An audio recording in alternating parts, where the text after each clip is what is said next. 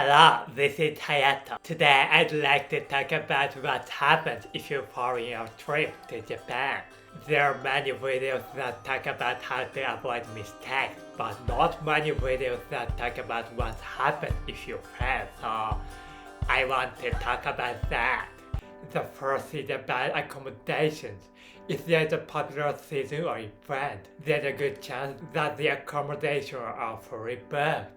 Therefore, it is often difficult to get a reservation at popular places to stay, and you need to make a reservation at a remote location. Fridays and Saturdays are especially difficult to book. Difficulties can be compounded if reservations are missed upon arrival late at night or early in the morning. So if you make these kind of mistakes, you may want to consider giving on popular accommodations and making reservations at a slightly more distant location. Second, we also have to talk about getting lost.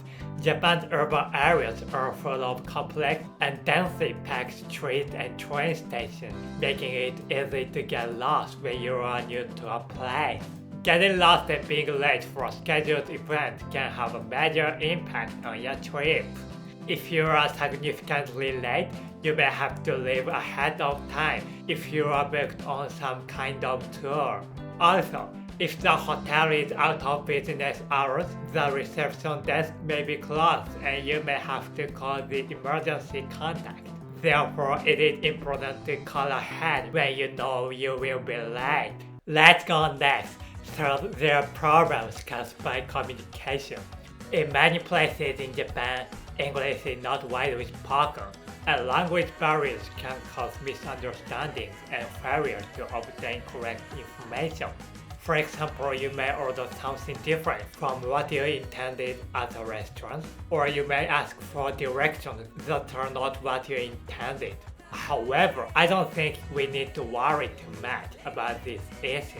Even if you order something different, you can still eat other attractive Japanese food. And even if you ask for directions and do not get the messages properly, you can ask someone else again, and the Japanese will politely respond to foreigners on the street. I believe that getting lost and being late is a bigger problem than that, as I mentioned earlier. Next, first, I also have to talk about making other people feel bad. Of course, people who are watching this video are probably so enthusiastic that you study manners when you come to Japan. But even so, it is difficult to cover all manners, and I think some people worry about making other people feel uncomfortable. Certainly, there are non-Japanese who are looked suspiciously on the train. However, that does not mean that there are not many situations in which they will be directly violent or dangerous.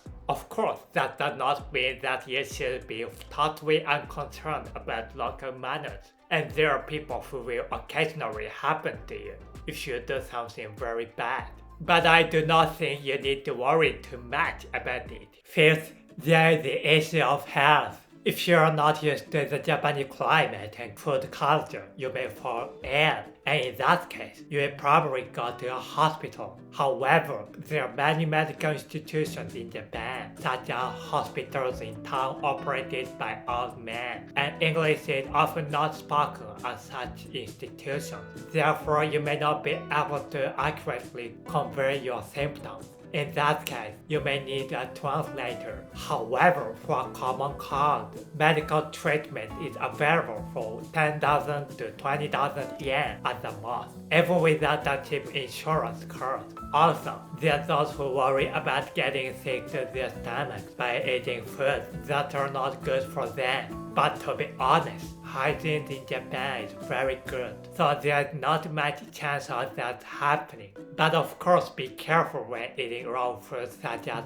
oysters. Sixth, there is the problem of losing things. When traveling, you may lose things due to theft or loss.